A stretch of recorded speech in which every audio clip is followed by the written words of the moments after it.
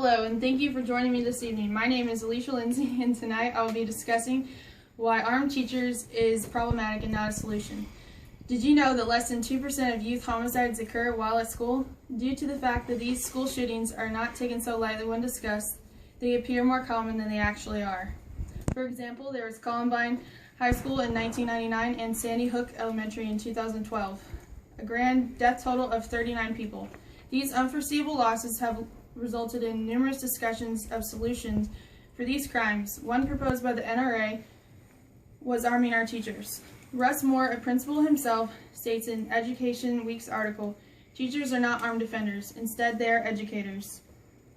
By having them arm our schools, we are providing an unstable sense of security to the entire school, along with creating a larger supply of weapons inside the school. Too many restrictions would have to be in place for this policy to have any potential.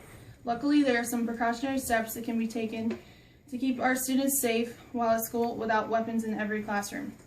The expectations of teachers being well armed and trained while teaching are too high. Police and educators should not fall into the same category for protecting lives for many reasons. In dangerous situations involving using a gun, several hours of training are required to teach someone how to properly wield a gun at the right person and at the right time, and in the end be capable of taking a life.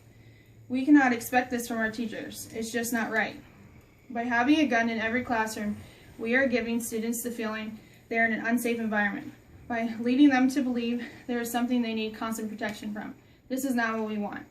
The weapon kept at school can also be easily accessed by anyone in the school and can be misused or stolen at any time. The gun is supposed to protect the school in these sporadic situations. How will we know that the teachers are fully ready? Since the gun needs to be easy to get to, imagine if a student got their hands on a loaded gun in the classroom. Isn't this just adding to the current issue? The risk of the gun getting into the wrong hands is too high. Teachers who have not had enough training could possibly misfire the weapon, causing more harm. According to Amarillo News article, an instructor at Fort Bend County High School recently resigned after his loaded gun was stolen from him by a student. Imagine if this were to continue to happen to other teachers. Who would be at fault for the student wrongly obtaining the gun and possibly using it? In another instance, the teacher could not be near the gun when needing access to it. More policy risks include, as Greg Topo stated, a new nationwide survey suggests nearly 3 in 4 educators say they would be unlikely to bring a gun to school even if allowed to do so. This is even more of a reason to not push this so-called solution. It is a big risk to put a gun into a teacher's hand who is not comfortable with using it.